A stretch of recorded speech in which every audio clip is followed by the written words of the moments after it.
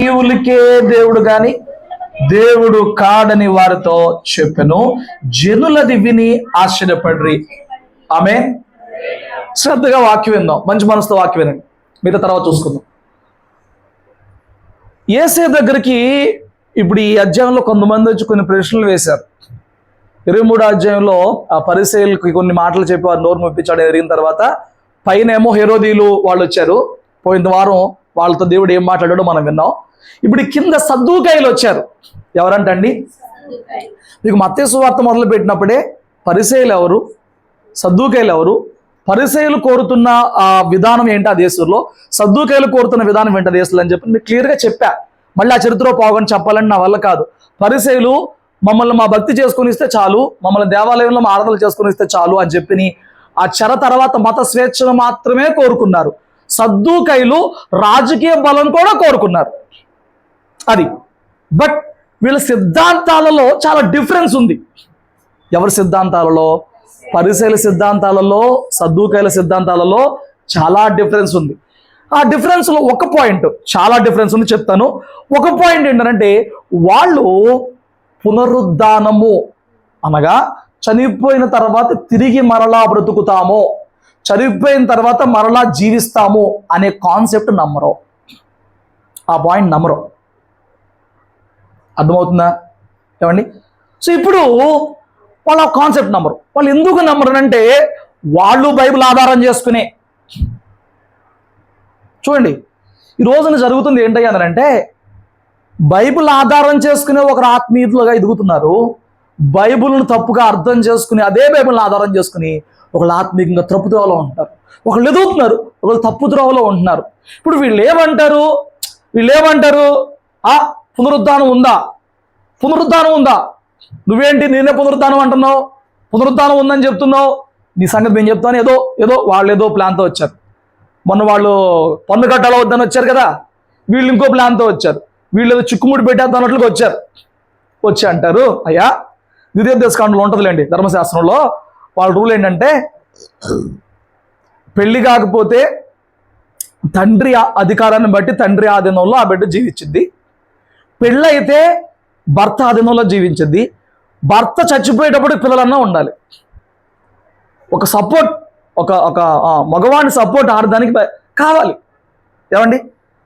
2 పిల్లలు లేకుండా ఉండడం అంటే ఆ వారసత్వము కొనసాగాలి. ఆ ఇంటి పేరు, ఆ వారసత్వము, పిల్లలు కొనసాగాలి. ఈ కాన్సెప్ట్ని బట్టి ఏంటంటే తండ్రి దగ్గరన్నా భార్య పిల్లగా ఉండాలి ఆడ మనిషి. పెళ్లి తర్వాత భర్తను బట్టన్నా తను పోషించబడుతూ కొనసాగుతూ ఉండాలి. భర్త లేకపోతే పిల్లల ఆధారం అన్న ఆవిడ కనీసం ఉండాలి. అలా ఉండకుండా అయితే ఉండకూడదు. సో ఇప్పుడు ఒక తండ్రి పెళ్లి చేస్తాడు అనుకుందాం, భర్త పిల్లలు పుట్టారు అనుకుందాం, భర్త చచ్చిపోయిన పిల్లలు ఉన్నారు కాబట్టి ఆ స్త్రీకి ఏమి ప్రత్యేకమైన కండిషన్స్ లేవు. పెళ్ళైన కొత్తలోనే బహుశా ఒక పిల్లల పుట్టక మునిపే యుద్ధంలోనో మరి ఎక్కడో ఆ 2 ఏళ్ళకు 3 ఏళ్ళకు ఆ భర్త చచ్చిపోతే, పిల్లలు పుట్టకపోతే అప్పుడు అంటే ఆ ధర్మశాస్త్రం ఏం చెప్తుందంటే ఏదో ఒక ఇంటి పేరు ఉంది, కారపూడ ఏదో ఓ ఇంటి పేరు, ఆ ఇంటి పేరు కొనసాగాలి, ఆ వంశావళి కొనసాగాలి, ఆ పురుషుడికి కూడా భూలోకము సంతానం ఆ పేరు కొనసాగాలని చెప్పనే ఉద్దేశంతో దేవుడు ఏం చేస్తాడంటే ఆ మరిది ధర్మం అని చెప్పని ఒక నియమం పెట్టారనమాట. మరిది ధర్మం ఏంటంటే పిల్లలు పుట్టే వరకు ఆ మరిది ఆ వ్యక్తితో ఉంటాడు, ఆ స్త్రీతో ఉంటాడు. పిల్లలు పుట్టినాక తను వేరుగా మళ్ళీ పెళ్లి చేసుకుంటాడు. ఇప్పుడు పిల్లలు ఇవ్వాలి, ఎందుకంటే అన్న పేరు భూమి మీద కొనసాగాలి. పిల్లలు పుట్టిన తన పేరు తన వారసత్వం అవరన్నమాట. ఇదొక నియమం అప్పట్లో ఉంది. ఇదొక నియమం ఉంది అప్పట్లో. పిల్లలు లేని వారుగా ఉండకూడదు అనే ఒక నియమం ఉందన్నమాట. ఇంటి పేరు లేదా ఆ తండ్రి పేరు ఆ వ్యక్తి పేరు భూమి మీద కొనసాగాలి, ఆ నియమం అప్పట్లో ఉంది. ఏమండి? అది మనకు బైబిల్లోనే కాదు, పురాణాల్లో, శాస్త్రంలో, అటు హిందువుల్లో కూడా ఉంది ఆ నియమం. బట్ దాన్ని ఎవరు పాటించట్లే, బోధించలే కానీ ఇక్కడ బట్ ఉంది. ఎందుకంటే దీని గురించి మొన్న ఎవరు విమర్శ చేస్తే ఒక పాస్టర్ గారు వాళ్ళ పురాణాలను తీపిచ్చి వాళ్ళ దగ్గర 2-3 పుస్తకాల్లో ఉన్నది కూడా చూపించారు. సో మా ఇండియా ఏం గొప్పది, లేకపోతే మా సంస్కృతి ఏం గొప్పది, మా ఇక్కడ ఆ నియమం లేదు కాదు. ఒకప్పుడు ఉంది, ఇక్కడ కూడా ఉంది, ఇండియాలో కూడా ఆ నియమం ఒకప్పుడు ఉండేది. ఓకే, అయితే ఇప్పుడు వీళ్ళ కాన్సెప్ట్ వీళ్ళు ఏంటి అంటారు? ఇప్పుడు ప్రభు దగ్గరకు వచ్చి అంటారు, నేను చెప్పింది మీకు అర్థమైంది? ఇప్పుడు దా చెప్పింది వింటా కొంచెం ఇబ్బందిగా ఉన్నా అది దేవుని క్రమం అంతే. ఓకే, ఇప్పుడు వీళ్ళు వచ్చి అంటారు, మొదట మాకు 7 సహోదరులు ఉన్నారండి ఒక వ్యక్తికి. మొదటోడికి పెళ్ళయింది, రెండోడి పెళ్ళి అవ్వక మునిపే మొదటోడి పెళ్ళయింది, ఇలా చచ్చిపోయాడు పెద్దోడు, పిల్లల పొట్ల. కాబట్టి రెండో ఓటు తీసుకున్నాడు, రెండో ఓటు చచ్చిపోయాడు, పిల్లల పొట్ల. మూడో ఓటు చచ్చిపోయాడు, 7 చచ్చిపోయారు. ఇప్పుడు ఆవిడ ఏమైందంట, 7 భారీగా ఉందిగా, 7 భారీగా ఉందిగా. ఉంటే మరి నువ్వు పునరుద్ధానం ఉందని చెబితే పునరుద్ధానంలో ఆవిడ 7 భారీగా ఉండలేదుగా. ధర్మశాస్త్రం చెప్పింది ఇది తప్పు కాదుగా. ధర్మశాస్త్రం ప్రకారము ఆవిడ పిల్లల కన్నా 7 ఉండగలిగింది. బట్ 7 వల్ల పిల్లలు పుట్టలేదు, చచ్చిపోయింది. మరి పరలోకం వెళ్ళినాక, లేదా నువ్వు చెప్పిన రాజ్యంలోకి వెళ్ళినాక, పునరుద్ధానంలోకి వెళ్ళాక ఈవిడ పరిస్థితి ఏంటి అని క్వశ్చన్ రేజ్ చేశారు.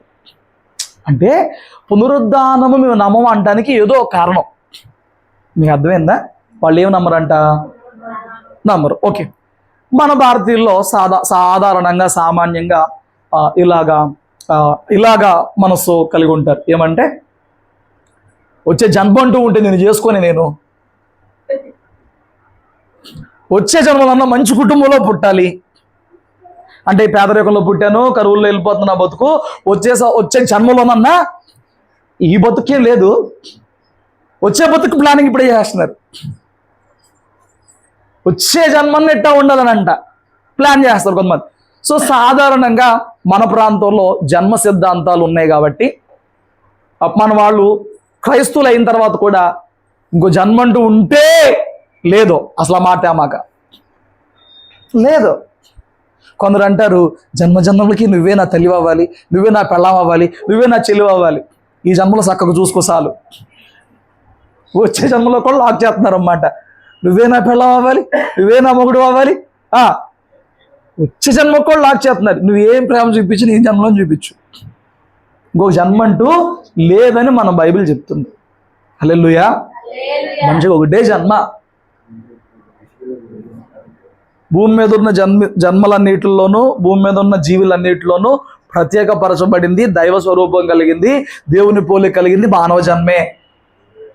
మళ్ళీ మానవ జన్మలో నుంచి, ఈ దైవ పోలికలో నుంచి కుక్కలోకి, పందులోకి, పిదులోకి 7 అవతారాలు బారి మళ్ళీ ఇందులోకి మళ్ళీ 7 జన్మల తర్వాత మళ్ళీ మనిషికి వచ్చి ఏం గోలా మన తర్వాత చూసుకుందాం. తర్వాత ఈ గోడ ఇదంతా బైబిల్లో లేదు. బైబిల్ దీనికి ఒప్పుకోదు. వాళ్ళ పునరుద్ధానానికి ఒప్పుకోకపోతే మనోళ్ళు కొందరు జన్మ సిద్ధాంతాల్లో ఉంటారు. మనోళ్ళు మనకున్న బాధ ఏంటంటే జన్మ సిద్ధాంతం. ఏమండి, ఎవరికైనా వెళ్ళి చేయి చూపించు, ఆయన మభ్య పెడతాకి నువ్వు 1500 సంవత్సరంలో అప్పుడు అలా పుట్టావు అని వీడు మెస్మరైజ్ అయిపోతారు అనమాట. ఇది ఒకటి ఉంది కదా సిద్ధాంతం. 400,000 సంవత్సరాల క్రితం నువ్వు పలానా చోట రాజుగా పుట్టావు, రాకుమార్తెగా పుట్టావు, నీ కింద అలా ఉండేవాళ్ళు, ఎలా ఉండేవాళ్ళు అని అంటే వీడు ఈ జన్మలో బతకడం మానేసి అది ఊహించుకొని బతుకుతూ ఉంటాడు. కొందరు అట్లా ఏంటో పిచ్చిపించుకుంటారు. అయితే విషయం ఏంటనంటే జన్మ సిద్ధాంతం లేదు, పునరుద్ధానం లేదనేది తప్పు. జన్మ సిద్ధాంతం తప్పు, పునరుద్ధానం లేదనడం కూడా తప్పే. బట్ స్టిల్ ఈ రోజుకి క్రైస్తవులలో కొందరు పునరుద్ధానం గురించిన ఆలోచన, పునరుద్ధానం గురించిన ఆశ, పునరుద్ధానం ఉందనే ఆలోచన లేదా మనస్సు లేదా తీవ్రత లేకుండా బ్రతికేస్తున్నారు. ఈ రోజుకి స్టిల్ ఉన్నారు. అందులో మీకు మర్చిపోక సంఘటన చూపిస్తాను రండి. అపోస్తల కార్యం ఎలా ఉంటుందంటే, ఒకసారి 23వ అధ్యాయం 7వ వచనం 8వ వచనం.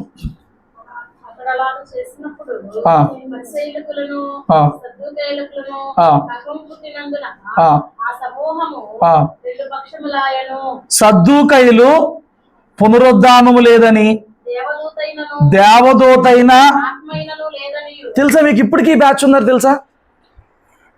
క్రైస్తవులు అని చెప్పుకునే వాళ్ళే ఏం లేదని చెప్తారు చెప్పనా? తండ్రి ఒక్కడే దేవుడు, కుమారుడు లేడు, పరిశుద్ధాత్మ లేడు. ఒక బ్యాచ్ వీళ్ళు. తండ్రి ఒకడే దేవుడు, కుమారుడు కూడా కేవలం ఒక దూతే, కేవలం ఒక సేవకుడే, కేవలం ఒక మనిషి, కేవలం ఒక ప్రవక్తే. క్రైస్తవుల్లోనే వీళ్ళు ఒక బ్యాచ్. రెండో బ్యాచ్ తండ్రి దేవుడే, కుమారుడు దేవుడే, తండ్రి కుమారుడికి వచ్చాడు, బట్ ఆత్మ ఎక్కడ ఉన్నాడు? ఆత్మ లేడు. ఎవరు లేరంట? పరిశుద్ధాత్ముడు లేడు, వీళ్ళు ఒక రకం. ఏమండి? మూడో రకం ఏంటంటే తండ్రే కుమారుడుగా వచ్చాడు, కుమారుడే పరిశుద్ధాత్ముడిగా వచ్చాడు, ఇది ఒక రకం. ఇది రాంగే. ఆయన ముగ్గురు వ్యక్తులలో ఒకేసారి తన ఉనికిని చాటుకున్న దేవుడుగా ఉన్నాడు. మనిషి ఎప్పుడైతే ఎలాగైతే ప్రాణ ఆత్మదేహాల కలయికైతే పూర్తి మనిషి అయ్యాడో, పరమానందున దేవుడు కూడా తండ్రి కుమార పరిశుద్ధాత్ముడుగా ఉన్నప్పుడే ఆయన పరిపూర్ణుడు అయ్యాడు. హల్లెలూయా. నువ్వు వేరు చేయమాక, నువ్వు డివైడ్ చేయమాక, నువ్వు హద్దులు పెట్టమాక. ఆయన ఇలా మారాడు, ఇలా అలా మారాడు. ఒకే జీవం, ఒకే పరిశుద్ధత, ఒకే వ్యక్తిత్వం ముగ్గురు వ్యక్తులలోనూ కలిగి ఉన్న వ్యక్తిగా ఆయన ఉన్నాడు. మనం విడివిడిగా కనిపించలేం, ఆయన విడివిడి కనిపించగలడు. అదే తేడా. హల్లెలూయా. ఇప్పుడు నేను మనిషి ఇక్కడ ఉన్నాను, ప్రాణం ఇటు పక్కన చూపించి ఆత్మ ఇటు పక్కన చూపించి అవదు. మూడు ఉన్నాయి కాబట్టి నేను మాట్లాడుతున్నాను, అర్థం అవునా? బట్ ఆయన ప్రాణముగా, దేహముగా, ఆత్మగా ఉన్న వ్యక్తిగా ఉన్నాడు అనమాట. హల్లెలూయా. ఆ కాన్సెప్ట్ ఇప్పటికి కొందరు నమ్మరు. ఆత్మదేవుడు లేడు అంటారు. అసలు మొదటి అధ్యాయంలో, ఆదికాండం మొదటి అధ్యాయంలో ఉంది కదా, దేవుని ఆత్మ జలముల మీద అల్లాడుచూ ఉన్నాడని చెప్పని. మొదటి అధ్యాయంలోనే ఆత్మ ఉంది కదండి. మూడు దేవదూతలు కూడా నమ్మరంట వాళ్ళు. ఏమి నమ్మరండి? దేవదూతలు నమ్మరంటే ఈ కాలంలో కూడా కొందరు. మరి యేసు ప్రభు వారు వస్తున్నారని చెప్పింది ఎవరండి? నీ గర్భంలో యేసు ప్రభు ఉన్నాడని చెప్పింది ఎవరండి? యేసుని నమ్మి దేవదూతలు నమ్మకపోతే మరి యేసే రాకడ గురించి 4 సార్లు చెప్పిన దేవదూత పరిస్థితి ఏంటి? యాకోబు పోరాట గెలిచింది ఎవరితో? దానియేలుకు సమాచారం తెచ్చింది ఎవరు? మరి ఎట్లా? మరి వీళ్ళందరూ పాత నిబంధన నమ్మేవాళ్ళు, ధర్మశాస్త్రంలో ఈ పాయింట్ పట్టుకున్నోళ్ళు. లోతు దగ్గరికి అబ్రాహాము దగ్గరకు వచ్చింది ఎవరు? దేవునితో పాటు దేవదూతలు రాలేదా? మరి ఏం చెప్తున్నారండి వీళ్ళు? మాట అర్థం చేసుకోవాలి. సో స్టిల్ ఈ రోజుకి పునరుద్ధానం లేదని కొందరు ఉన్నారు, పరిశుద్ధాత్మ లేడని కొందరు ఉన్నారు, దేవదూతలు లేరు అనే కాన్సెప్ట్తో కొందరు ఉన్నారు. ఏమండి? అది సద్దుకాయలతో ఆగిపోలా, ఈ రోజుకి వచ్చింది. అలా వచ్చినప్పుడు పౌలు ఒక చోట ఖండించాడు. ఎలాగ ఏమని చెప్పాలంటే, మీరు ఒకసారి 1 కొరింథీయులకు రాసిన పత్రికలో ఈ సిద్ధాంతం అప్పుడు అపోస్తలులు విన్నారు కాబట్టి పౌలు ఖండించాడు ఇదే కాన్సెప్ట్ని. చూడండి, 1 కొరింథీయులకు రాసిన పత్రిక 15:12 నుంచి చదవండి.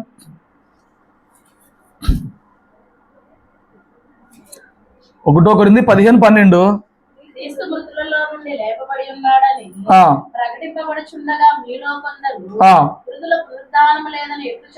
ఇప్పుడు మీలో కొందరు అనే మాట ఎవరికి చెప్పాడు? పరిసయ్యులుగా? సద్దూకయ్యులుగా? కాదు. ఆ పత్రిక ఎవరికి రాశాడు? కొరింథీలో అనే ఊర్లో ద్వీపంలో ఉన్న ఆ సంఘానికి రాశాడు. ఆ సంఘంలో ఉన్న కొందరు ఏం చెప్తున్నారంట? ఆ మృతుల పునరుద్ధానం ఎక్కడుందండి అంటున్నారంట. మృతుల పునరుద్ధానం ఎక్కడుంది అంటున్నారంట. స్టిల్ ఈ రోజుకి సంఘానికి వస్తున్న వ్యక్తులు ఎందుకు వస్తున్నారో తెలియట్లేదు. అంటే ఎందుకు అమ్మేస్తున్నారో తెలియట్లేదు.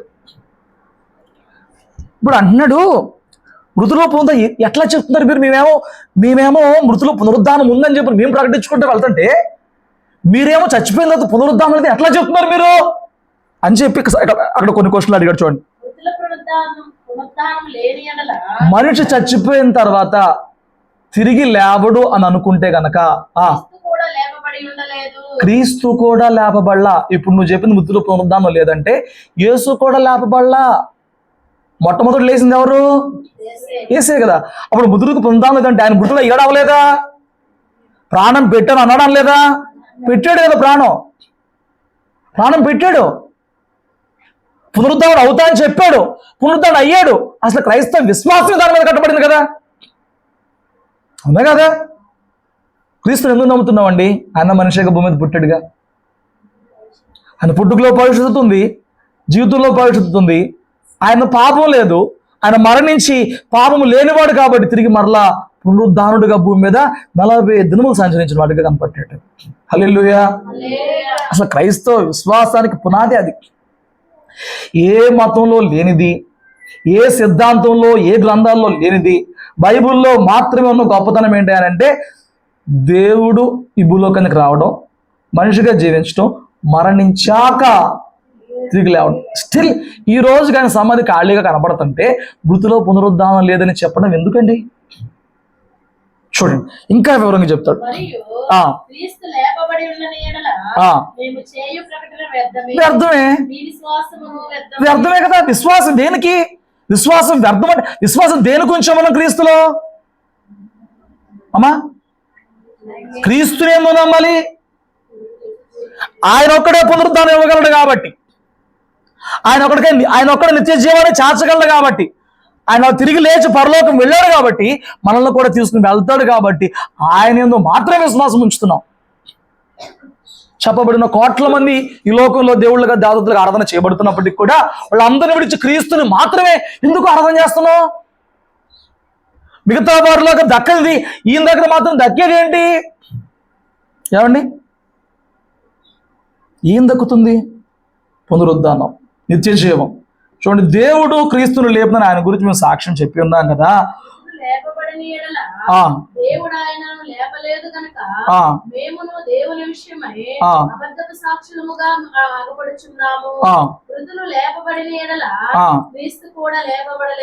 క్రీస్తు లేపబడిన ఎడల మీ విశ్వాసం వ్యర్థమే.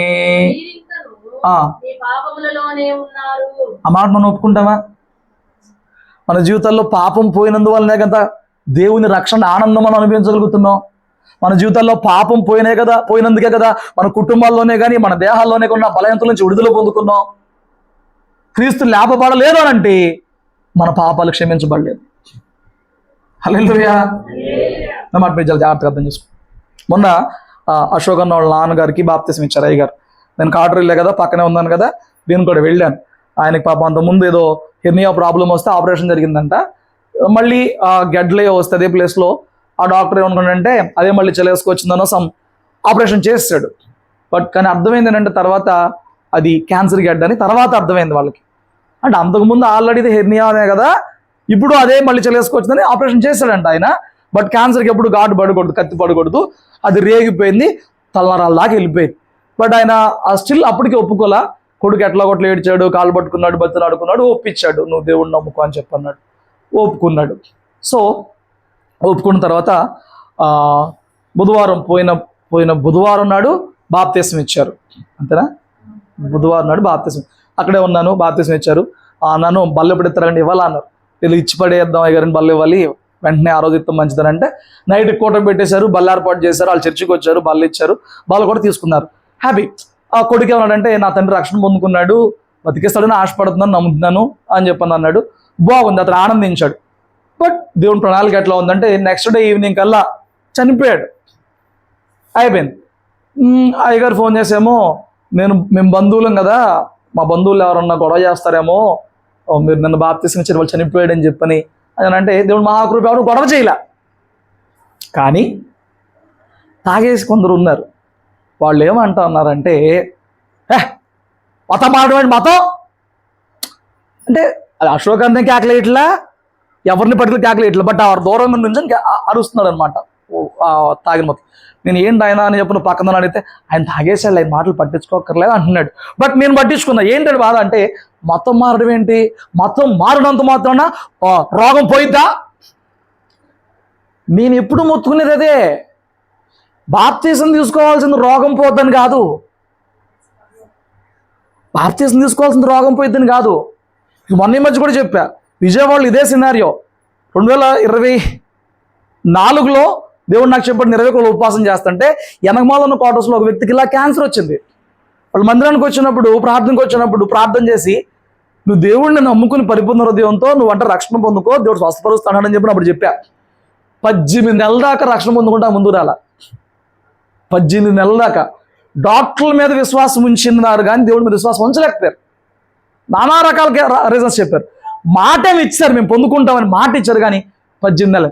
ఇక డాక్టర్ మొన్న ఇలా చెప్పాడంట, మా ప్రయత్నాలన్నీ చేసాం, ఇప్పటికే 4 సార్లు సర్జరీ చేసాం, ఇంతకు మించి మా వల్ల కాదు, బతుకుతాడు లేకపోతే లేదని చెప్పాడంట. చెప్పిన తర్వాత ఏమంటే మీరు మందిరానికి వచ్చినప్పుడు ఆ ఫోన్ సైలెంట్లో పెట్టుకోండి, దేవుని మాట కంటే గొప్పది ఏమీ లేదు. చెప్పిన తర్వాత ఇప్పుడు మాకు అర్జెంట్గా బాప్తిసం ఇచ్చాడు అన్నారు. అమ్మ నేను నీతో మాట్లాడాలి, బాప్తిసం కంటే ముందు నేను నీతో మాట్లాడాలి. కుదరలా. అక్కడ ఫోన్ చేయమన్నా, చేసింది. ఫస్ట్ పాయింట్, బాప్తిసం ఎందుకు తీసుకుంటారో నీకు తెలుసా?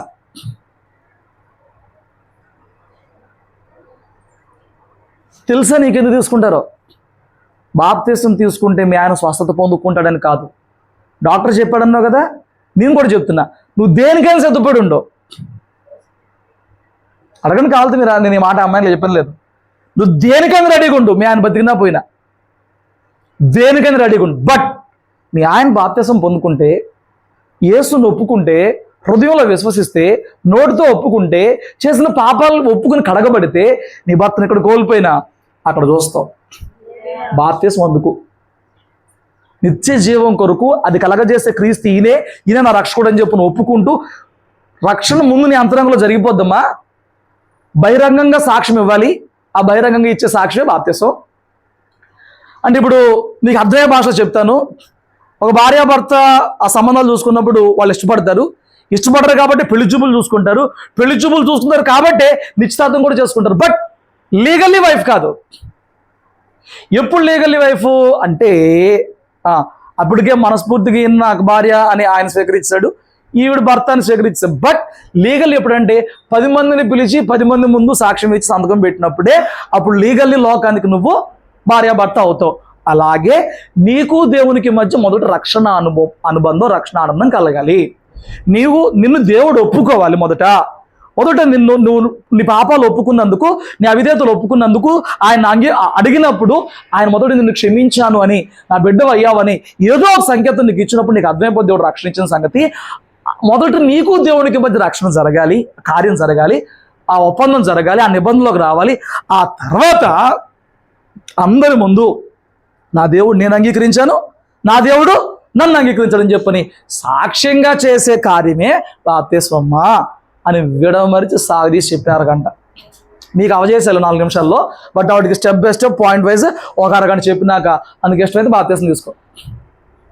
దీనికోసం బాప్తిసం తీసుకో. దేవుడు మహాకృపుండి మీ ఆయనకు వచ్చిన బలహీనత పాపం మూలంగానే అయితే ఆ పాపాలు ఒప్పేసుకుంటే, నువ్వు దేవుని రక్తంలో కడగబడితే, దేవుడు ఒకవేళ ఆయన బ్రతికించవచ్చు. నేను బల్లగుద్దే స్టాంప్ వేయలే, ఇయే చెప్పా. ఎప్పుడన్నా ఒకవేళ వచ్చిన అవకాశం ఉంటే పిల్లల్ని పిలుస్తాను, మీరు చెప్పండి, నేను అడగండి, నేను చెప్పాను. సేమ్ టు సేమ్ ఇదే మ్యాటర్ చెప్పాను. సో బాప్తిసం వ్యాధి తగ్గిద్దని కాదు, బాప్తిసం దీవించబడతామని కాదు, కలిసి వచ్చిద్దని కాదు, బాగుంటామని కాదు, రోగాలు రాకుండా ఉంటాయని కాదు, రోగాలు తగ్గుతాయని కాదు, ఏమండి పెళ్లి కోసం కాదు. పెళ్లి బాప్తిసం తీసుకుంటారు కొంతమంది. ఎందుకు బాప్తిసం ఆ పాస్టర్ పెళ్లి అని అంటున్నాడు. పెళ్లికి బాప్తిసం కాదు, ఇవి కాదు. క్రీస్తునందు మరణించిన తర్వాత మరలా జీవం ఉంది. మనిషి బ్రతుకు తర్వాత మరలా జీవం ఉంది. ఆ జీవం ఏమండి ప్రభుతోనే సాధ్యమైద్ది. ఆ జీవం ఇవ్వడానికి పాపమూలంగా వచ్చిన ఆ మరణం తప్పించడానికి ఆయన సిలువలో నా కోసం రక్తం కాచాడని అసలు ఆ సత్యం ఎరిగి, సువార్త ఎరిగి, దాన్ని ఎరిగిన తర్వాత నీ హృదయంలో విశ్వసించి క్రీస్తు రక్తంలో కడగబడితే ఆల్మోస్ట్ ఏమండి నీకు దేవునికి మధ్య జరగాల్సిన నిబంధన జరిగిపోతే నువ్వు రక్షణ పొందేసుకుంటే బహిరంగంగా ఇచ్చే సాక్ష్యం బాప్తిసం. హల్లెలూయా. నేను అడుగుతున్నా, నువ్వు ఉంచిన విశ్వాసం ఏంటి దేవుని యందు? నువ్వు బాప్తిసం తీసుకునే ముందు ఏ విశ్వాసంతో, ఏ ఉద్దేశంతో బాప్తిసం తీసుకున్నావు? తొట్టులో మునిగావో, కాలంలో మునిగావు, నీళ్ళలో మునగడం అయితే మునిగావు కదా, ఇంకా దాన్ని ఓవర్ చేయకూడదు. నేను తొట్టులో మునగొద్దు, నీళ్ళల్లోనే మునుగుతాను. నీళ్ళల్లో మునచడం కావాలి, తొట్టులోనా కాలంలోనా అనవసరం. స్తోత్రం చెప్పు. ఎక్కడ ముంచుకోవడం? నీళ్ళు లేనప్పుడు తొట్టు కట్టేస్తున్నారు, అయ్యి నీళ్ళు ముంచేస్తున్నారు. చెరువులో బాప్తిసం తీసుకుంటున్నారు, చెరువులో నీళ్ళు ఏమైనా పారే నీళ్ళ? మరి చెరువులో బాప్తిసం తీసుకుని ప్రభు ఒప్పుకోడా? ఏ టైపు కాదు. చిలకరింపు బాప్తిసం వద్దు, జెండా కింద బాప్తిసం వద్దు, ప్రమాణాల బాప్తిసం వద్దు. నీటి మూలంగా రక్షణ పొందుకోవాలి. నీటిలో మునగాలి, మునిగావు, అయిపోయింది. ఏ ఉద్దేశంతో మునిగావు?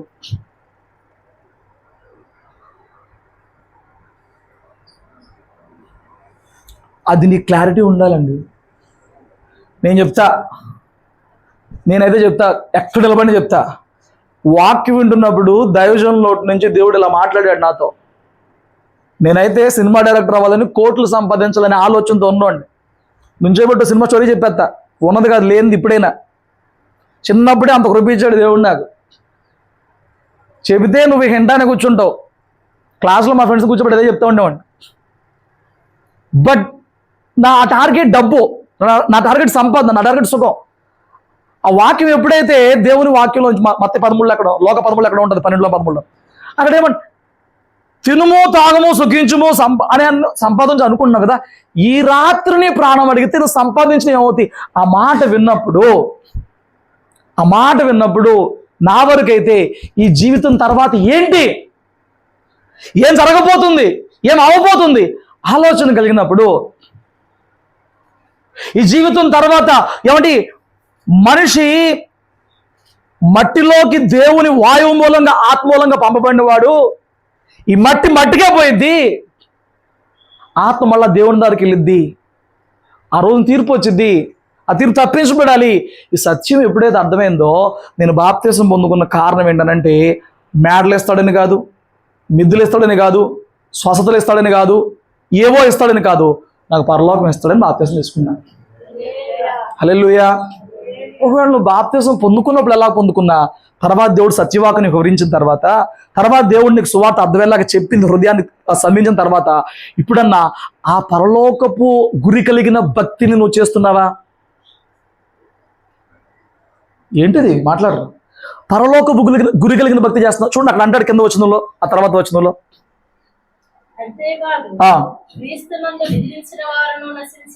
ఈ జీవిత కాలం మట్టుకే మనం క్రీస్తును నిరీక్షించిన వారమైనడలా దౌర్భాగ్యులు అంటారు. ఈ జీవిత కాలం వరకే ఏంటి నీ కోరికలు ఏంటి చెప్పు, నీ ఆలోచనలు ఏంటి చెప్పు. ఏమొద్దండి, ఏమొద్దండి. అప్పు లేని జీవితం, అద్దె లేని ఇల్లు, అనారోగ్యం లేని ఆరోగ్యం, ఏం చెప్తున్నారు. ఇలా బతికేసి అలా చచ్చిపోతే చాలండి, ఏముంది రేపుతాకి. క్రీస్తునందు నీ అసలైన టార్గెట్ ఏమవ్వాలనంటే బ్రతుకుంటే క్రీస్తే. ఎందుకు లాభం? చచ్చిపోతే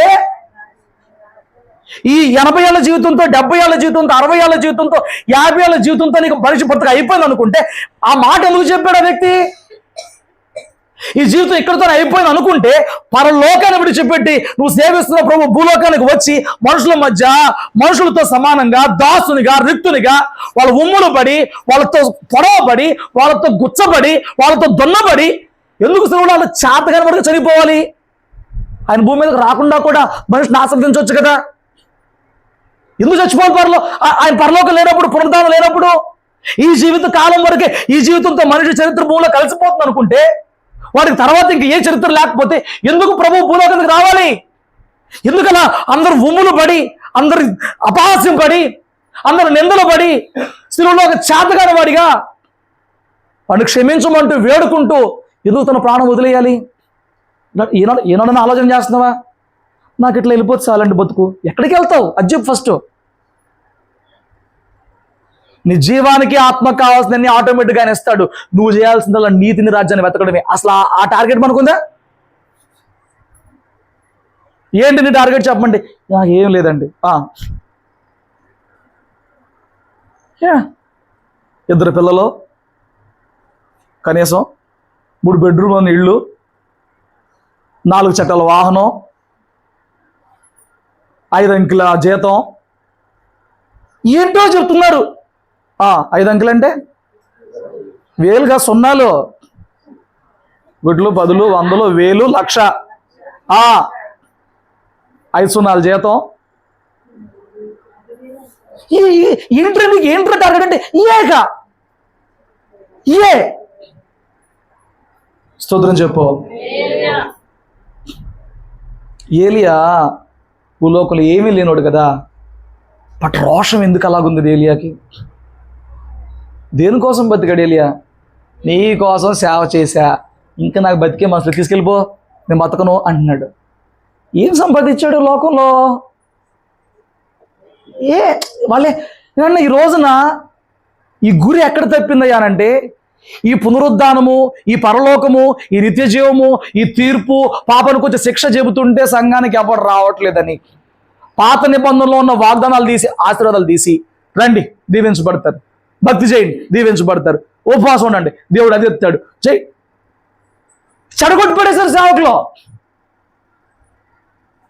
వాడు దీవించబడటానికి వాళ్ళని ఆకర్షించుకోవడానికి, వాళ్ళ గుప్పులు విప్పేస్తానికి చెడగొట్టేశారు సేవని, చెడగొట్టేశారు సువార్తని. ఈరోజు సువార్త లేదు ఎక్కడక్కడ, సువార్త లేదు ఎక్కడక్కడ. అంతా కూడా ఇదే ప్రాస్పారిటీ గాస్పెల్ అంట, పేరు మార్చి పడేశారు. ప్రాస్పారిటీ గాస్పెల్, దీవెనకరమైన బోధలు అంట, దీవెనల కొరకైన బోధలు అంట. మార్చేశారు మొత్తం గురి గమ్యం. అలా చెప్పేవాడిని పిచ్చోళ్ళలో చూస్తున్నారు, దాన్ని ప్రకటించేవాడిని పట్టించుకోవట్లేదు. నిత్య జీవం కొరకు సిద్ధపడమని, దానికోసం శ్రమల పడమని చెప్తుంటే శ్రమ నచ్చట్లేదు. అసలు కొంత నిత్య జీవంతో పనే లేదండి. ఇక్కడ చెప్పాక టార్గెట్ 2 పిల్లలు, 3 బెడ్రూమ్లు, 4 చక్రాల వాహనం, 5 అంకెల జీవితం, అనారోగ్యం జీవితం, ఏదో ఒక కాన్సెప్ట్లో బతికేస్తున్నారు. ఈ జీవిత కాలం కోసమే యేసును నమ్ముకున్న వ్యక్తికి ఈ రోజును ఇంకా ఇంకా అలా ఉండిపోతే నీకన్నా దౌర్భాగ్యుడు అవ్వలేడంట. ఒకవేళ మనమందరం అదే మనసులో ఉంటే మనకన్నా దౌర్భాగ్యుడు ఎవడు లేడంట. ఎంత విచారం చూడండి. వాడి పేరేంటి, యోహాను సువార్త 11వ అధ్యాయంలో అమ్మా 23 వచనం, 11:23.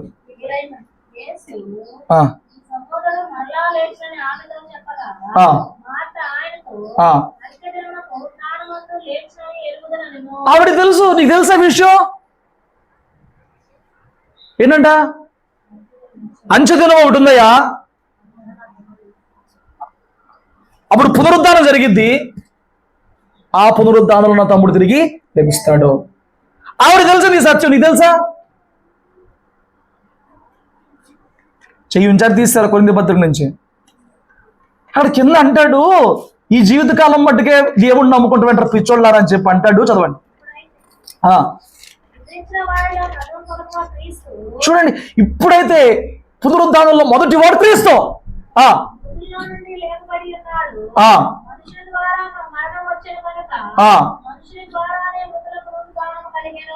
మనిషి చేసుకున్న క్రియల మూలంగానే లోకంలోకి మరణం వచ్చింది.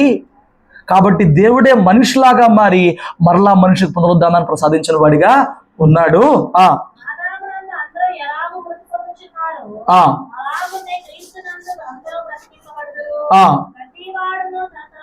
ప్రతివాడు ఎలా బ్రతికి, తనకు ఒక వరస ఉంది. ప్రతివాడు తిరిగి బతకడానికి ఒక వరస ఉంది.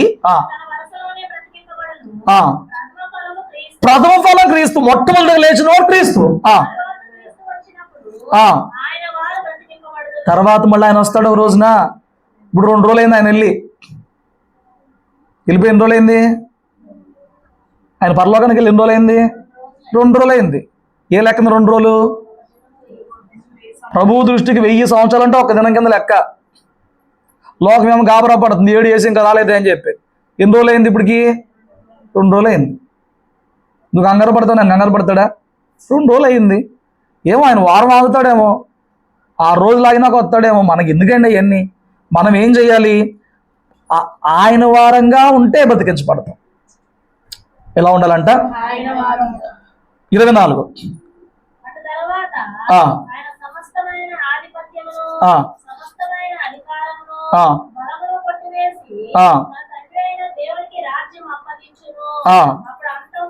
చూడండి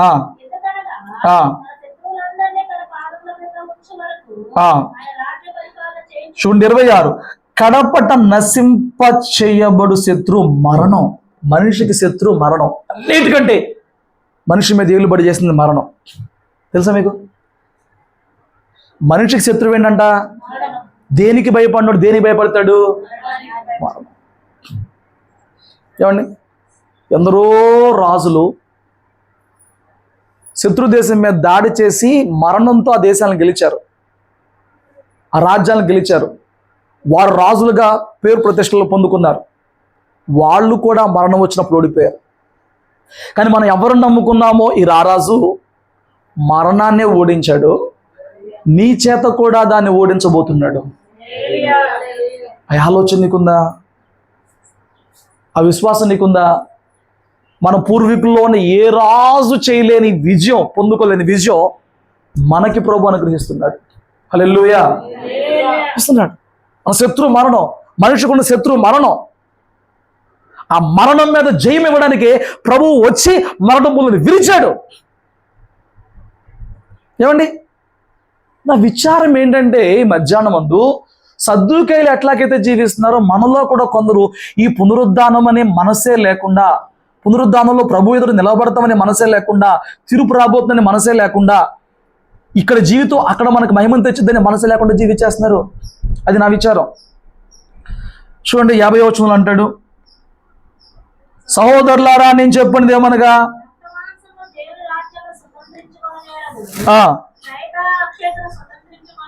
ఇదిగో మీకు ఒక మర్మం తెలుపుచున్నాను.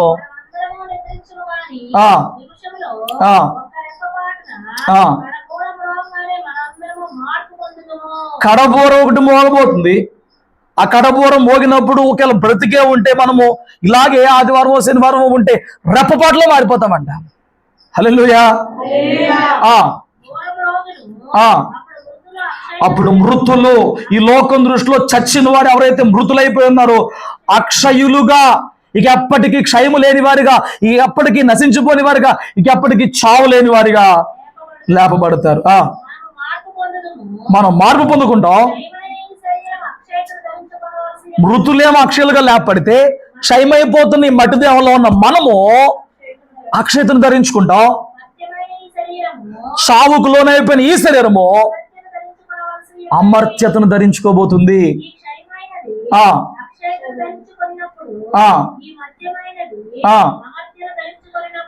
విజయమందు మరణం మృంగివేయబడనే వాక్యము స్తోత్రం చెప్పు. విజయమందు శత్రువైన మరణం మృంగివేయబడబోతుంది. ఆ వ్యక్తి మతం మారాలా, మతం మారితే బాగుపడతారా, మతం మారినందు బతికాడా? మా కాన్సెప్ట్ ఇక్కడ మతం కాదు, మనసు మారాలి. రెండు, మా కాన్సెప్ట్ భూమి మీద బతికిత్తం కాదు. భూమి మీద 60 ఏళ్ళు ఉండి ఇంకొక 80 ఏళ్ళు బతికిత్తం కాదు. ఆయనకు 66, 67 ఉన్న వయసు. ఇంకొక 80 ఏళ్ళు లైఫ్ స్టైల్ పొడిగిస్తాం గురించి విషయం కాదు. 80 ఏళ్ళ తర్వాత అయినా ఆయనకు ఒక మరణం వచ్చింది. ఆ మరణము నిత్య మరణంగా మారకుండా ఆ మనిషిని నిత్య జీవంలో ఉంచడానికి ఇచ్చింది భారతదేశం. ఇప్పుడు కీడు తప్పింది, ఇప్పుడు క్యాన్సర్ తగ్గింది, వెరీ గుడ్. 80 ఏళ్ళు బతికావు. మొన్న ఇరాన్ బట్ ఎక్కడో నాకు కరెక్ట్ గుర్తురాట, సౌదీలోనో 143 ఏళ్ళ వ్యక్తి చచ్చిపోయాడు. 143 ఏళ్ళ వ్యక్తి 143 ఏళ్ళు బతికినా, 83 ఏళ్ళు బతికినా చావాల్సిందే కదండి. ఆ చావు ఏదైతే ఉందో దానిని జయించడానికి ఈ రోజున క్రీస్తునందు మన బాప్తీసం, క్రీస్తునందు మన ప్రయాస, క్రీస్తునందు మన యొక్క భక్తి. హల్లెలూయా. ఓ మరణమా, నీ విజయం ఎక్కడ? ఏం గెలిచావు నువ్వు మనిషిని? మరణమా, నువ్వు ఎక్కడ గెలిచావు మనిషిని? నువ్వు గెలిచావని ఎవరు చెబుతున్నావేమో కానీ క్రీస్తునందున్న వారికి, వారి మీద నీకు జయం లేదు, నీ మీదే వారికి జయం ఉంది. హల్లెలూయా.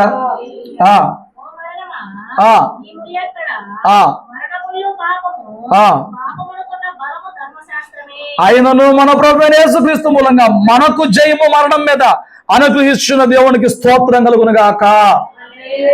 హల్లెలూయా. మనకు జయం అనుగ్రహించబోతున్నాడండి. ప్రపంచంలో ఎవడైనా దేనికన్నా భయపడొచ్చు కానీ క్రైస్తవుడు ఎప్పుడు మరణానికి భయపడాల్సిన అవసరం లేదు. నేను ఇంత ముందు కూడా మీకు ఒకసారి ఒక ఉదాహరణ చెప్పా.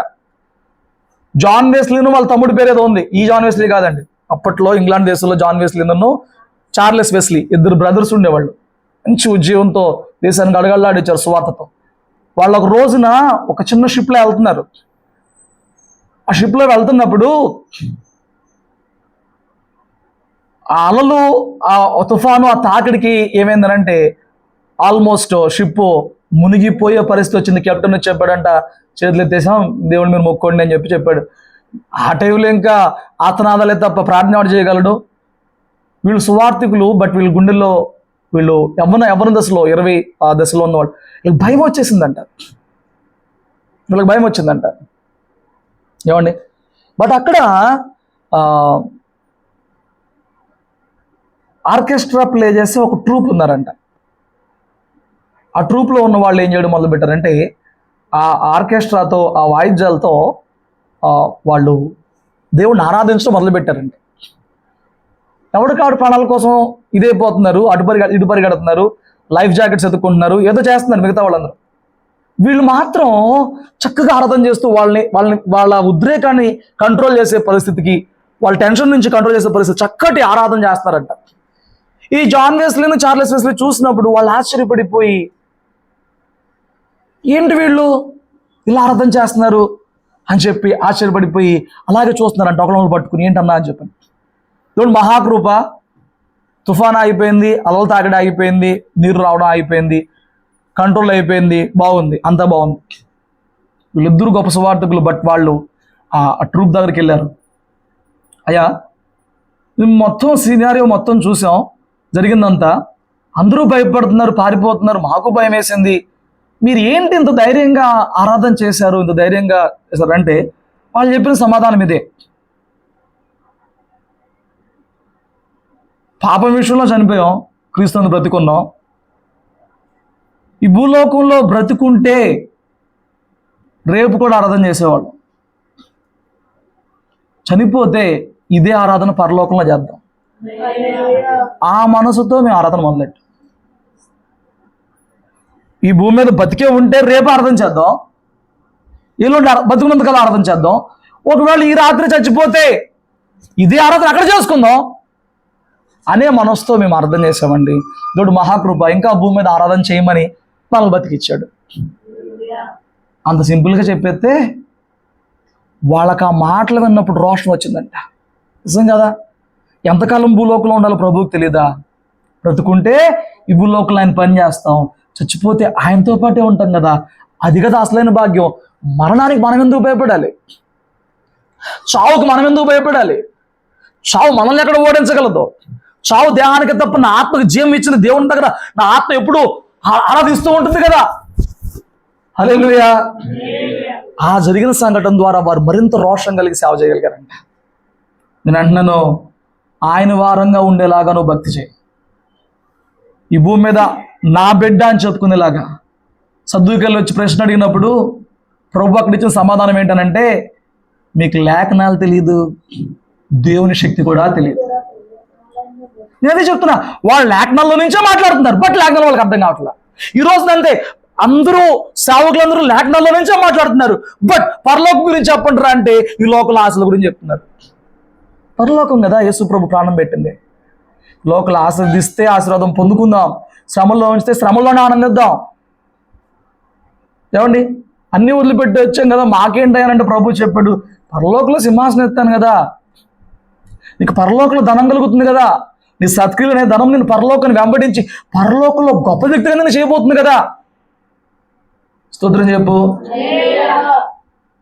నా మాటలు చాలా జాగ్రత్త. పునరుద్ధానం లేకపోతే సమయం మించిపోతుంది, నేను ప్రిఫరెన్స్ లేకుండా చెప్తాను కొన్ని మాటలు. కొర్నేలి సంగతి మీకు ఎంతమంది తెలుసు? కొర్నేలి తండ్రి అని దేవుడు ప్రార్థన చేసేవాడు, తెలుసా విషయం? బట్ అతనికి ఎవరు తెలియదు? కుమారుడు తెలియదు. ఇప్పుడు యేసు ప్రభు వారిని నమ్ముకోవాల్సిన అవసరం లేకుండా తండ్రి ద్వారానే రక్షణ వచ్చేసిద్ది అనుకుంటే కొర్నేలి ప్రార్థనాపరుడు కాదా? అక్కడ దేవదూత వచ్చి ఏం చెప్పింది? నీ ప్రార్థనలు, నీ ధర్మకార్యాలు జ్ఞాపకార్థంగా పరలోకంలో ఉంది. జ్ఞాపకార్థంగా ఉంటే ఆ జ్ఞాపకార్థమైన భూలోకంలో ఆస్వాదించడానిక కాదు. కొర్నేలి, నువ్వు మంచివాడివి, నువ్వు ప్రార్థనాపరుడివి, తండ్రిలో భక్తి కలిగి ఉన్నవాడివి. కొర్నేలి, నీ ధర్మకార్యాలు పరలోకంలో జ్ఞాపకార్థం. ఇలాంటి వాటివి రక్షణ కోల్పోకూడదు. కాబట్టి నువ్వు పేతురుని పిలిపించుకో. పేతురు వచ్చాడు. ఏంటో నన్ను ఎందుకు పిలిపించావు అంటే దేవదూత ఇలాగ చెప్పిందండి అన్నాడు. అప్పుడు పేతురు ఏం చెప్తాడో తెలుసా? కొర్నేలి ఏం చెప్తాడు చెప్పనా? ఏ మాటల వల్ల రక్షణ పొందుకుంటావు ఆ మాటలు పేతురు చెప్తాడని చెప్తాడు. చూడండి ఆ మాట ఒకసారి 10వ అధ్యాయం. కొర్నేలి 10వ అధ్యాయం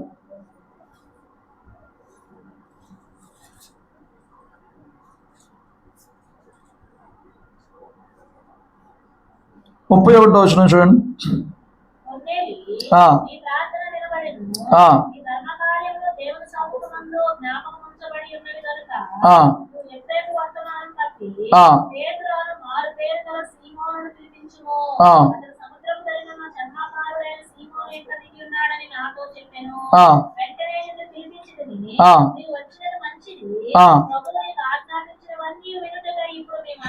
ఇప్పుడు కొర్నేలి యేసు ప్రభు వారు నమ్ముకోవాలా?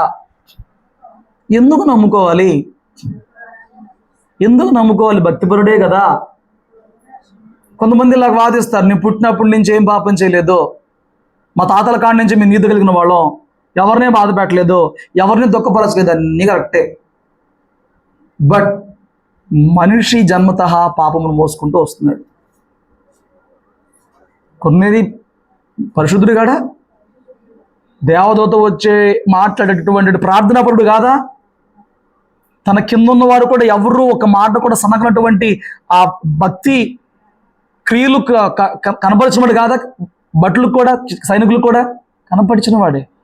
బట్ పేతురుని ఎందుకు పిలవాలంటే, పేతురు మాత్రమే యేసు ప్రభు వారి గురించి చెప్పడానికి దగ్గరలో ఉన్నాడు. ఆ మాటలు విన్నప్పుడు ఆ మాటల ద్వారా యేసు ప్రభుని అంగీకరించి రక్షణ పొందుకున్నాడు. హల్లెలూయా. పరలోకం కోసం పేతురుని కొర్నేలి దగ్గరికి ప్రభు పంపించాడు. అంత మంచోడు కదా. నపుంసకుడు తండ్రిని ఆరాధన చేయట్లేదా?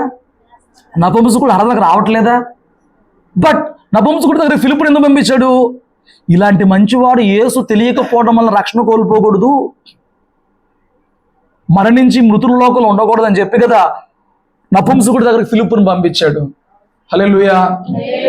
నీ దగ్గరికి ఈ దినము నీ సువార్త ఎందుకు పంపించాడు? ఏమండి, నువ్వు నశించిపోకూడదని, నిత్య జీవంలో ఉండాలి. మొదట టార్గెట్ అది.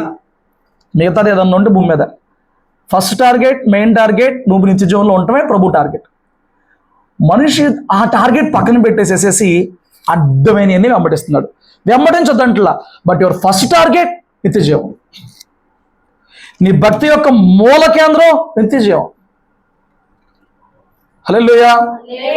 నీ భక్తి యొక్క అంతిమ లక్ష్యం నిత్య జీవం. ఆమేన్. యోహాను సువార్త 5వ అధ్యాయము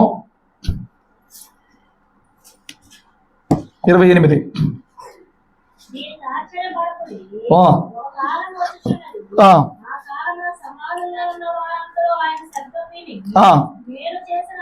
మేలు చేసిన వారు జీవ పునరుద్ధానమునకును, కీడు చేసిన వారు, నువ్వు బాప్తిసం పొందేసుకున్నంత మాత్రమే బోలా. మళ్ళీ వినో, బాప్తిసం పొందుకున్నాక ఆ రక్షణ కొనసాగించుకోవాలి. మొన్న అదే మీకు పేపర్ ఇచ్చిన ప్రశ్న వేసా, రక్షణలో ఎదుగుతున్నావా, కొనసాగుతున్నావా? పౌలు గారి ప్రతివాదన సొంత రక్షణను కొనసాగించుకోమని చెప్తున్నాడు. ఎందుకు? వన్ ఫైన్ డే, అంతిమ దినం వచ్చినప్పుడు సమాధులు నిన్ను పెట్టేసి, నిన్ను పెట్టిలో పెట్టారా, పెట్టిలో పెట్టకుండా మట్టిలో పెట్టారా, ఆ పెట్టి సన్ గ్లాసా, టేకుదా, ఇవన్నీ అనవసరం. పెట్టినాక పైన సమాధి కట్టారా, కట్టలేదా, రా వేసారా, వేయలేదా, సిలువ పెట్టారా, పెట్టలేదా, ఇవన్నీ అనవసరం. వన్ ఫైన్ డే ప్రభు వచ్చి ఆయన వారుగా ఎవరున్నారో వారిని మొదటి పునరుద్ధానంలో, అనగా జీవ పునరుద్ధానంలో పట్టుకుపోవడానికి పిలుస్తాడు. హల్లెలూయా. ఆయన స్వరం ఆయన వారు మాత్రమే వినగలరు. ఎలాగైతే పెట్టబడి 4 రోజుల తర్వాత కూడా లాజరు ఆయన స్వరం విన్నప్పుడు బయటికి రా అంటే ప్రేత వస్త్రాలతో బయటకు వచ్చాడు. నువ్వు ప్రేత వస్త్రాలతో రావులే కానీ అక్షయమైన దేహాన్ని ఆత్మవస్త్రం ధరించుకుని ఆయనతో పాటు బయటికి పైకి వెళ్ళే ప్రయత్నం చేస్తాం. హల్లెలూయా. నేను అంటున్నాను, ఇప్పుడు మనము జీవ పునరుద్ధానంలో ఉన్నవారంగా ఉన్నామా, తీర్పు పునరుద్ధానంలో ఉన్నవారంగా ఉన్నామా? ఇక్కడ దాకా చాలా చక్కగా ఉన్నారు, నాకు అర్థమైంది. ఈ మొక్క కూడా నన్ను ముగిచ్చేస్తా. మనము జీవ పునరుద్ధానములో పాలు పొందుకునే భక్తిలో ఉన్నామా, తీర్పు పునరుద్ధానములో తీర్పు ఆ భక్తిలో ఉన్నామా? ఏ భక్తిలో ఉన్నాం? ఇదొకటి మాట్లాడండి అమ్మా. ఇప్పుడు క్రీస్తునందు ఎందుకు నీ భక్తి? ఏమండి చూడండి, ఈ మాటలు ఒకసారి చూడండి. ఆఖరి మాటలు ప్రకటన గ్రంథం 20వ అధ్యాయంలో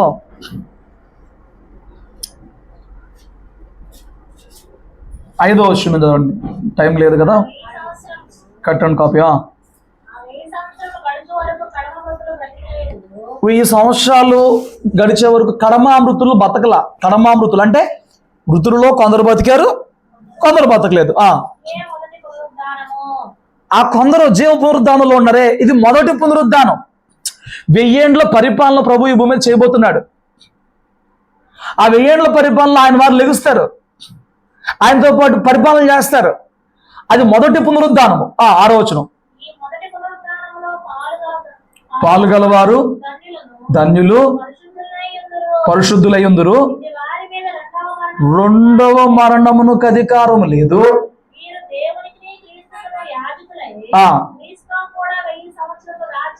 చిన్నపిల్లలకి ఏం చెప్తామంటే,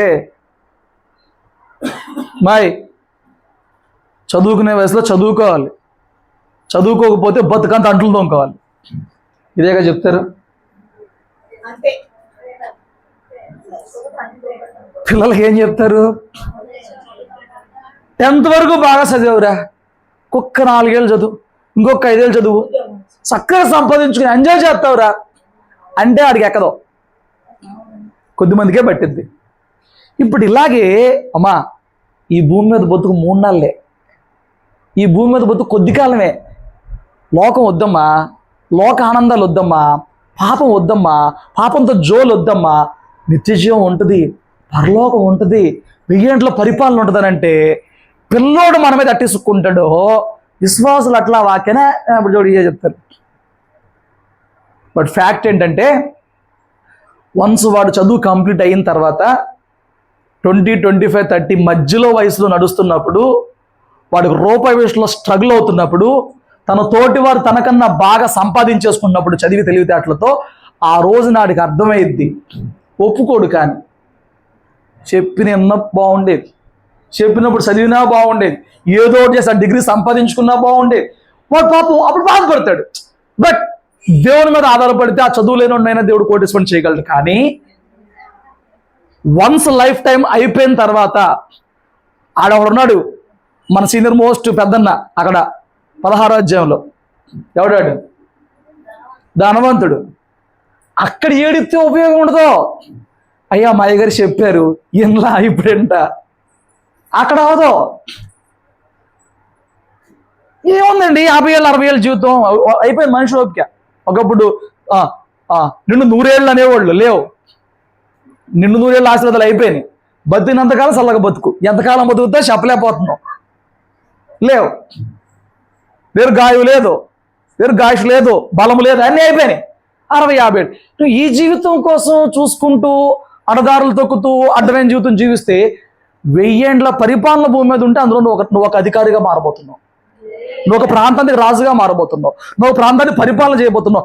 ఆయన అండర్లో నీవు ఉండి నీ అండర్లో అనేకులు ఉండబోతున్నారు. 1000 ఏళ్ల పరిపాలన. మొదటి పునరుద్ధానంలో ఉన్నవాడికి, జీవ పునరుద్ధానం ఉన్నవాడికి. ఇప్పుడు నువ్వు చెప్పేస్తున్నావు నేను ఇందులో లేను అని చెప్పని. ఏంటి పరిస్థితి? 11 నుంచి చదవండి.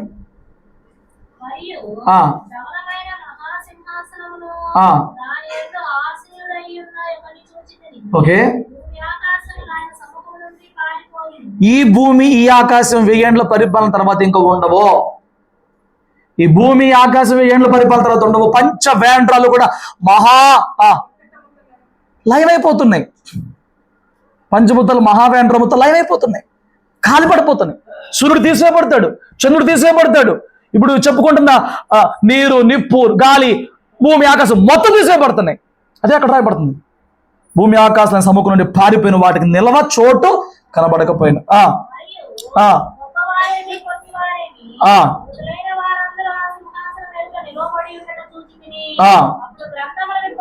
గ్రంథాలు విప్పబడబోతున్నాయి. జీవ గ్రంథం అనే వేరొక గ్రంథం విప్పబడబోతుంది. తమ క్రియల చొప్పున మృతులకి తీర్పు ఉంది. ఇది 2వ పునరుద్ధానం. సముద్రము తనలో ఉన్న మృతులను అప్పగించింది. మరణము, అదే మన సీనియర్ మోస్ట్ ఉన్నాడు కదా, వాడు నరకంలో లేడు, పాతాళంలో ఉన్నాడు. పాతాళంలో ఉన్నారందరూ అప్పచెప్పబడతారు. పరదేశంలో ఉన్నారందరూ కూడా రాజ్యంలో పరిపాలనలో ఉంటారు. పాతాళంలో ఉన్న వాళ్ళందరూ కూడా ప్రతివాడు తన క్రియలు చొప్పున ఈ మరణము, ఈ మృతుల లోకము అగ్నిగుండంలో పడవేయబడుతుంది. 2వ మరణము వాడు అగ్నిగుండంలో. ఇప్పుడు చెప్పు, పై పేరాలో ఉన్న పునరుద్ధానములో పాత్రలుగా భాగస్థులంగా భక్తి చేస్తున్నామా? కింద ఇంకో పునరుద్ధానం చెప్పుకున్నామే, ఇందులో పాత్రలంగా భాగస్థులంగా భక్తి చేస్తున్నామా? ఏ భక్తి నీది? జీవగ్రంథంలో నీ పేరు తుడిపి పెట్టకుండా ఉండేలాగా ఈ లోకంలో వచ్చిన ప్రతి ఒక్క శోధనను జయించి జయ జీవితం ద్వారా నీ పేరు నిలుపుకునే భక్తి చేస్తున్నావా? పేరుకి ఇక్కడేమో జీవగ్రంథంలో ఉన్నానని చెప్పుకుంటా ఆల్రెడీ తుడిచిపడేశారా? అదే చెప్తున్నా, చిన్నపిల్లలకి ఆ మాటలు ఎట్టాగైతే ఎక్కువ, లోకం మీద ప్రేమ ఉన్నంత వరకు, శారీరకంగా చావనంత వరకు, శరీర కోరికలు చంపుకున్నంత వరకు, శరీరాశ్రమ మనస్సు నుంచి ఆత్మాశ్రమ మనస్సుకు మారనంత వరకు ఈ వాక్యం నీకు ఏమి నచ్చదో, ఎక్కదో, ఇష్టం అవ్వదు. ఎక్కదో, నచ్చదో, ఇష్టం అవ్వదు. బట్ ఆ రోజున ప్రభు అడుగుతాడు, రాకడికి సిద్ధపడమని చెప్పి నీ సేవకులు చెప్పలేదా? నేను అక్కడే ఉంటా అప్పుడు. నేనైతే చెప్పాను ప్రభువా, నీ సేవకుడు పరలోకంలో ధనం సంపాదించుకోమని నీకు బోధించలేదా? నేను చెప్తా, భూలోకంలో ధనం కన్నా కూడా నేను పరలోకం గురించి ఎక్కువ చెప్పాను ప్రభువా. నువ్వేం అబద్ధం చెప్పగలవు అప్పుడు? నీకు సాక్ష్యం చెప్పాల్సింది నేనే, తెలుసా? అక్కడ నీకు సాక్ష్యం చెప్పాల్సింది నేనే. అక్కడ నిన్ను నన్ను పక్క నుంచే పెట్టి అడుగుతాడు ప్రభు. హలో, చెప్పాల్సింది నేనే. స్తోత్రం చెప్పు. నేను ఉన్నా లేకపోతే నా అబద్ధం చెప్పలేవు.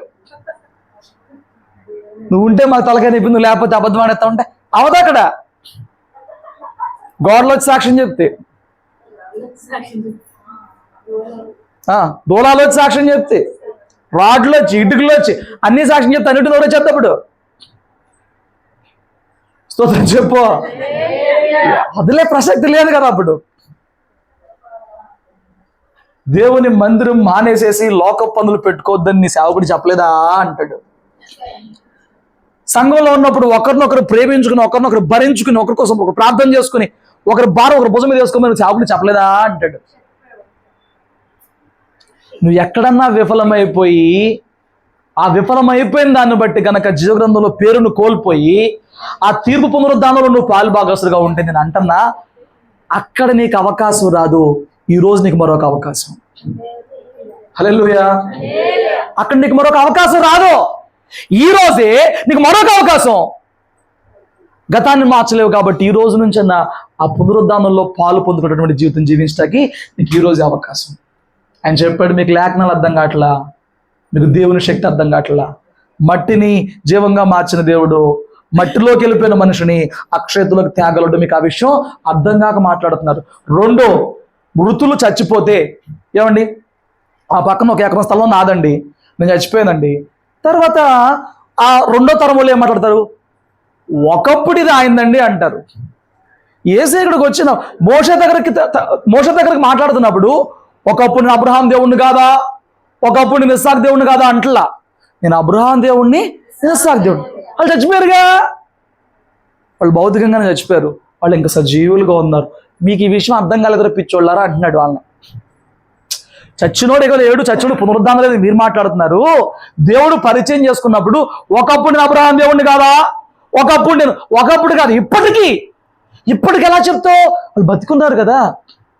సచ్చినోళ్ళ పేరు చెప్పుకోవాల్సిన అవసరం ఆయనకేంటి? నా మాటలు మీకు అర్థమైనాయా? ఈ భూలోకంలో ఏదన్నా ప్రాపర్టీ గురించి మాట్లాడితే ఒకప్పుడు ఆడదండి, ఎందుకంటే ఇప్పుడు ఆడ భూమి మీద లేడు కాబట్టి. బట్ అబ్రహాం, ఇస్సాకు, యాకోబులు భూమి మీద లేకపోవచ్చు, కానీ వాళ్ళు పరదేశంలో ఉన్నారు, సజీవులుగా ఉన్నారు, వాళ్ళు బతికే ఉన్నారు. దేవుడు చచ్చిన వాళ్ళ పేరు చెప్పుకోవాల్సిన అవసరానికి లేదు. నేను ఇంకా అబ్రహాం దేవుడిని అని చెప్పుకుంటున్నాడు. స్తోత్రం చెప్పు. ఈ మొక్క మీకు అర్థం కాల, వాళ్ళు చావలా, వాళ్ళు ఇంకా సజీవులుగా ఉన్నారు. సద్దుకేలకు సమాధానం ఇచ్చాడు. రోజున నీ అంతరంగంలో పునరుద్ధానం గురించిన ఆలోచన కానీ ప్రశ్నలు కానీ ఏమైనా ఉంటే నువ్వు ప్రభువుని అడిగితే ఇంకా నీకు వివరంగా అర్థమయ్యేలాగా చెప్తాడు. పరలోకంలో పెళ్ళిళ్ళు ఉండవు, పరలోకంలో స్కూళ్ళు, కాలేజీలు, జాబులు ఉండవు. హల్లెలూయా. అక్కడ ఉంటుంది, మనం ఆయన ఆరాధించుకుంటూ బతికేస్తామే అక్కడ. ఆ 22 అయినా చదువుకోండి, తర్వాత మీకు అర్థమవుతాయి. అక్కడ కనీసం సూర్యుడు కూడా ఉన్నాడంట. దేవుని వెలుగే ఆ పరలోక పట్టణం అంతా ప్రకాశిస్తూ ఉంటుంది, దేవుని వెలుగే. హల్లెలూయా. కాబట్టి ఈ దినమున మనం తెలుసుకోవాల్సిన సత్యం ఏంటంటే బ్రతుకుట క్రీస్తే, చావైతే లాభం. ఏంటా లాభం? ఆయన వారంగా చచ్చిపోతే లాభం. ఏంటా లాభం? మొదటి పునరుద్ధానంలో మనం ఉంటాం.